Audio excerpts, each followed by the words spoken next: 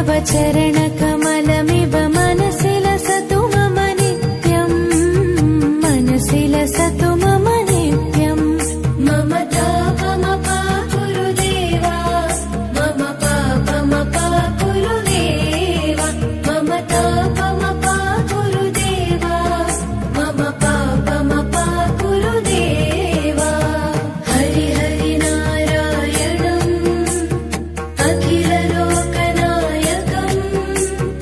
आद्यन्तरहितम् आदिनारायणम्